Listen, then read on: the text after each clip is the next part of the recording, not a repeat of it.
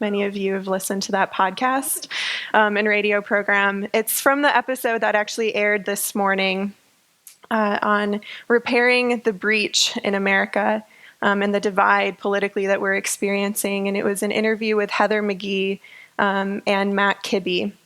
And the quote comes from Krista Tippett in one of her questions. So she said that millennials in their bodies carry at least the potential for a whole different experience of difference. This is a country where ancestral lines of all of the world's communities have met and been offered the audacious promise that out of many, we can become one. This generation, the millennial generation, will be able to live in this reality in a new and different way. And I think as a millennial myself, as a member of this incredibly diverse generation, I think that is something that I see every day in the interfaith movement and something that's really exciting for us as we move forward and millennials become leaders in so many of our institutions and organizations. So last time I was here, I talked about how non-religious people, the nones, N-O-N-E-S, are building community in new and sometimes almost religious ways.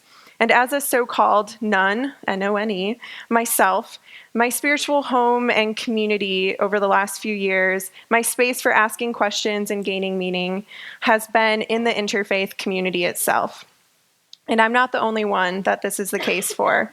I work with college students from Grand Rapids and West Michigan and across the country, and increasingly I see young people finding their people within the interfaith community or in interfaith spaces, sometimes even more than finding community within their own traditions that they still identify with. And so today I want to talk about what that trend looks like, this national interfaith youth movement.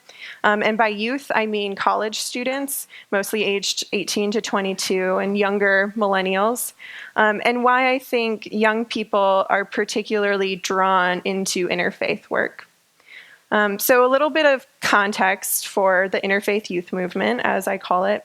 Hundreds of college campuses across the country and thousands of students are engaged in interfaith dialogues and service projects every year.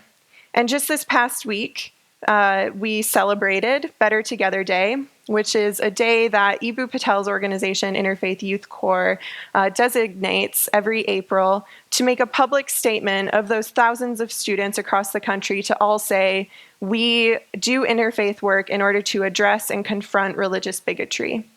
And over the last several years, this movement has grown from from dozens of students to hundreds of students to thousands of students. And in West Michigan, it's grown a lot in the last few years as well. I work with 4 campuses that are really engaged: Aquinas College, Calvin College, Hope College, and Grand Valley State University.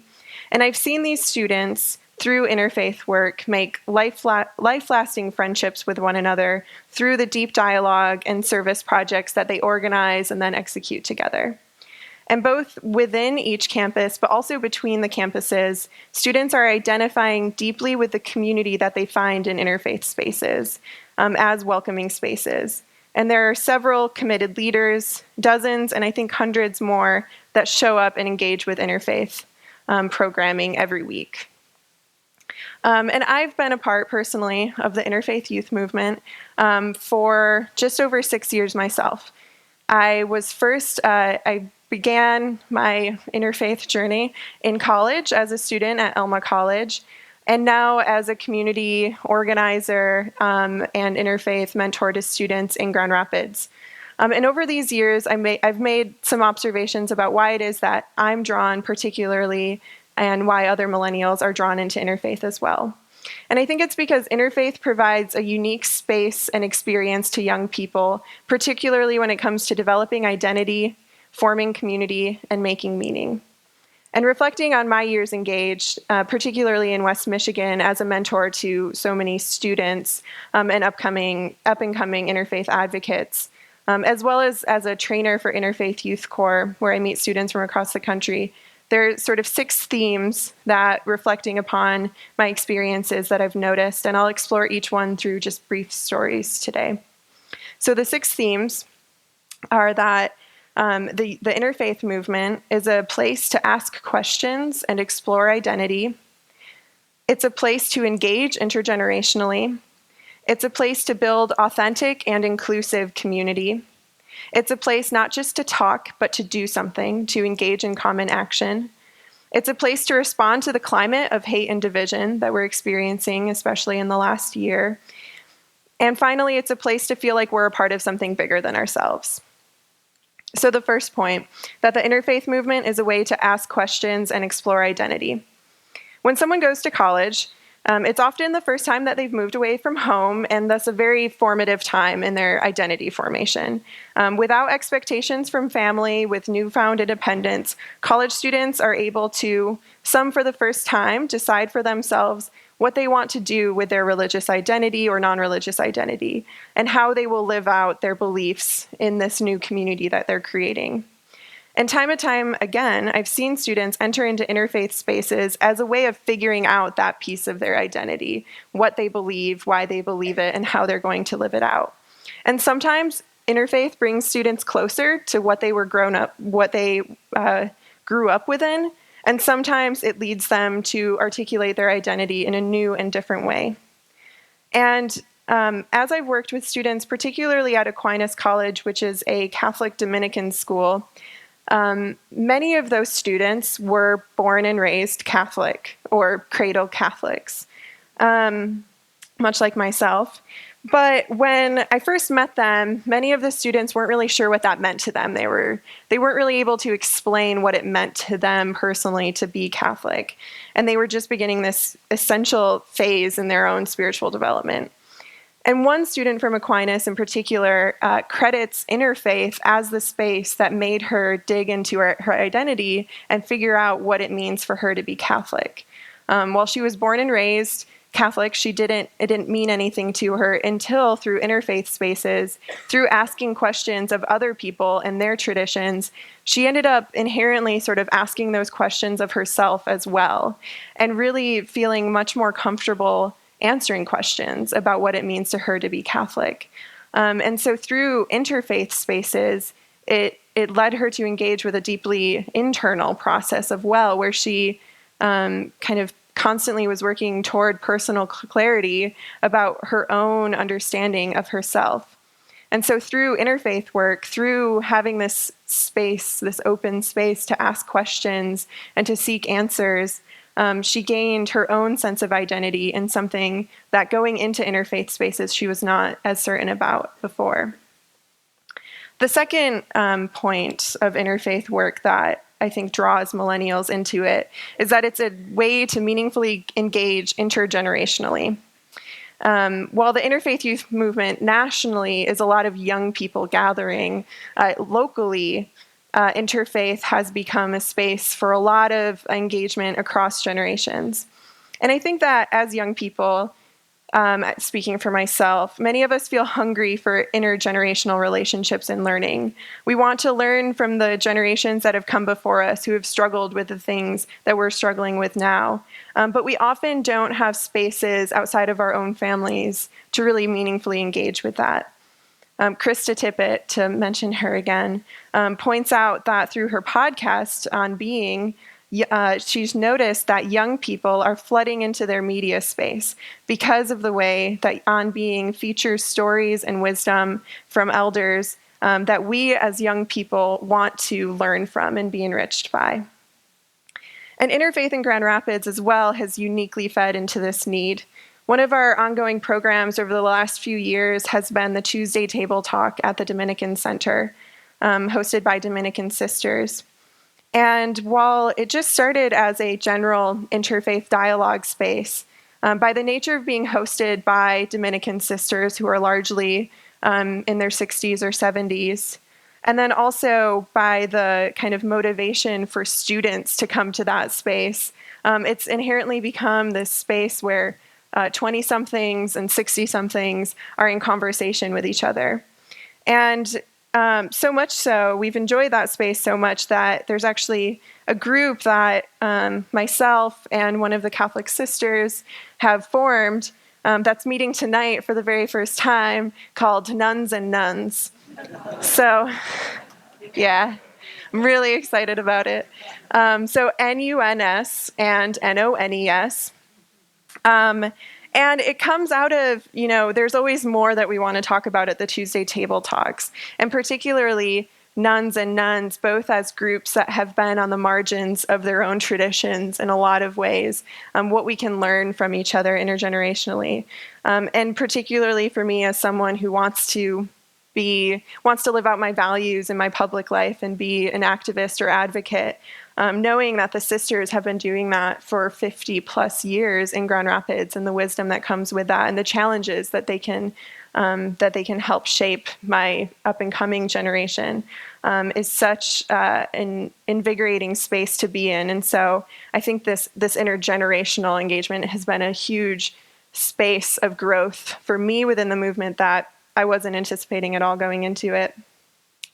The third unique aspect of interfaith movement is that it's a space to build inclusive community. So finding community, finding your people, is essential to the college experience. And since interfaith is based on acceptance of all people, regardless of differences, and especially those who are traditionally othered or marginalized, interfaith has been a space, as I've experienced, to feel a sense of inclusion and understanding that young people who have othered or marginalized identities might not experience elsewhere.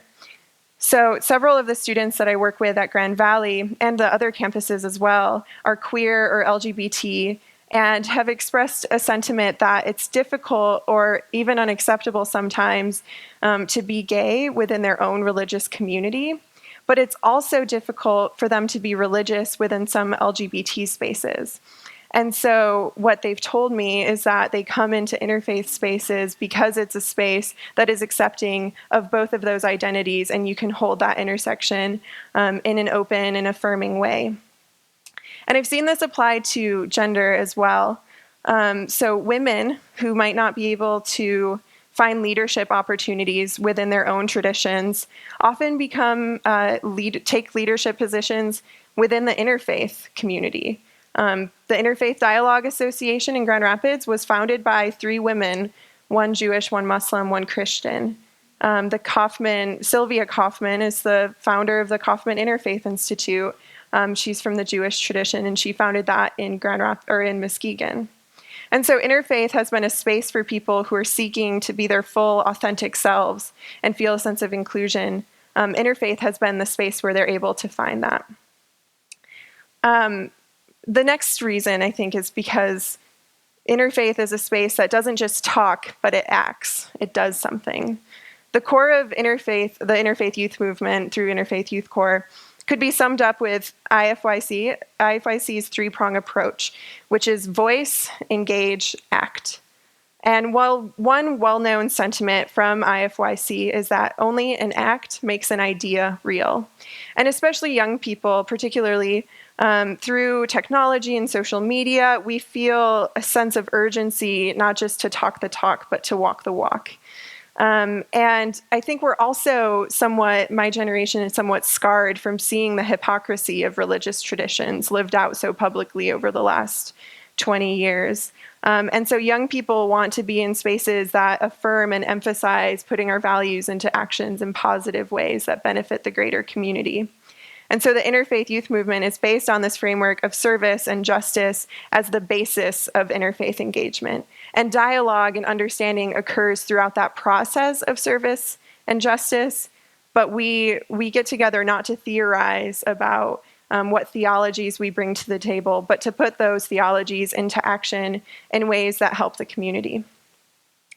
The fifth thing that I've noticed about the movement, and this is particularly relevant in the last year, as more and more young people are flooding into interfaith spaces, I think out of despair about the political climate, is that interfaith is a space that's uniquely able to build bridges across differences in an increasingly polarized and divisive climate and nation.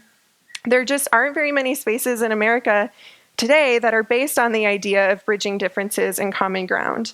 And so when we're fractured politically across partisan divides, it almost feels therapeutic to remind ourselves that sectoring communities based on disagreements doesn't have to be the only reality.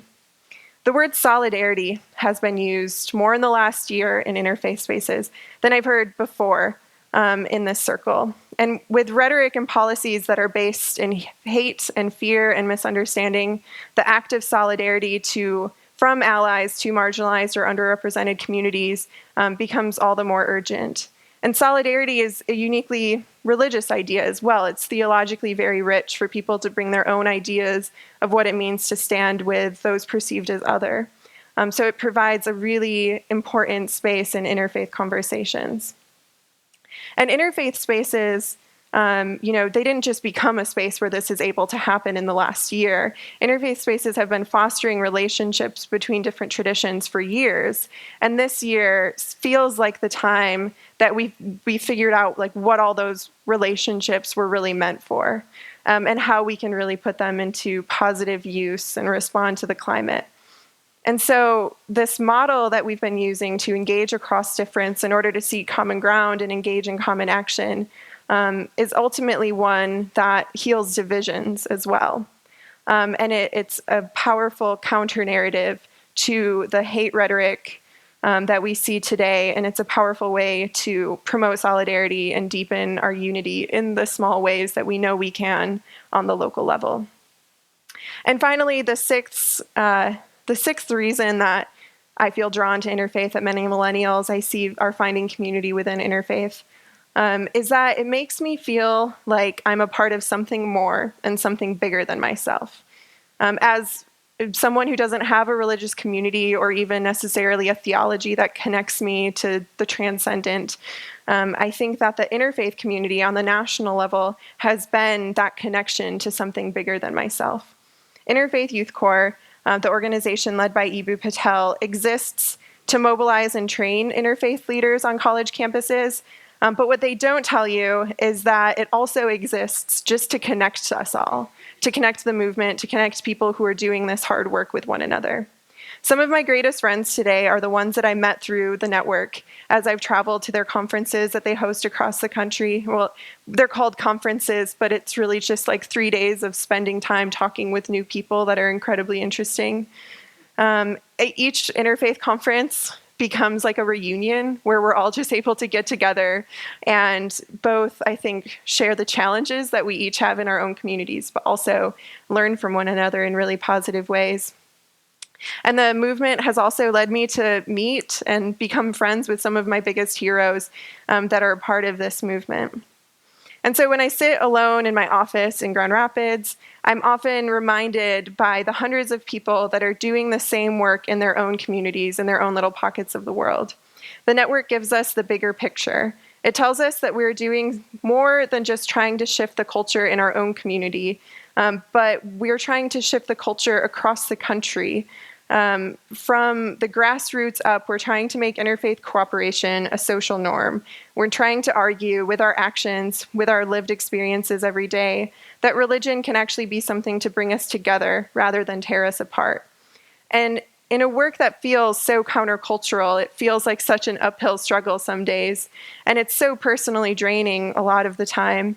This sense of community, being beyond ourselves, to feel like you're a part of a narrative that extends beyond your own time and place and moment in history, I think is essential to what draws us in and what keeps us going every day in this work. So in summary, since 6 themes was far too many to choose, but I really just couldn't narrow it down, and I kept on thinking of more as I went along, the interfaith movement draws millennials in a unique way to ask questions and explore identity, to engage intergenerationally, to build authentic, inclusive community, to not just talk, but to do something, to counter the climate of hate and division, and finally, to feel like we're a part of something bigger than ourselves and beyond ourselves. And these 6 elements probably resonate with you all. These values and principles are not only in the interfaith movement, but also in the DNA and the identity of this community and in C3, which is why I so appreciate being in conversation with you all. So in closing, I just want to suggest a few ways that you as a community can think about these ideas in applying them into this space as you move forward. Because as young people are finishing up college and trying to find community a sense of inclusive community outside of their campuses, I hope that groups like your own will be a space for young people to find a home in. And so with that in mind, continue to be a space that asks questions, explores identity in open ways, that shares stories from diverse traditions and encourages not only dialogue, but also action. Continue to live out your values in progressive, inclusive ways, ways that allow for those on the margins of traditions or society to feel a sense of belonging within your space. And approach the millennial generation or intergenerational engagement with a listening and learning ear. Ask people what they want out of your community. Because more than anything, I think that young people want to have a voice and to be heard within their communities. If institutions can find a way for young people to not only have a voice, but to be heard, to be listened to, and to be taken seriously, I think they'll be more likely to stick around and continue to grow with that community. Millennials, and not only millennials, but all generations, desire belonging and community, and interfaith spaces have uniquely filled that void for many college students today. But as these folks graduate from college and build community on their own, I expect and I hope that religious communities in America will adapt right alongside. And I think that American religious life as a whole will be better for it. Thank you.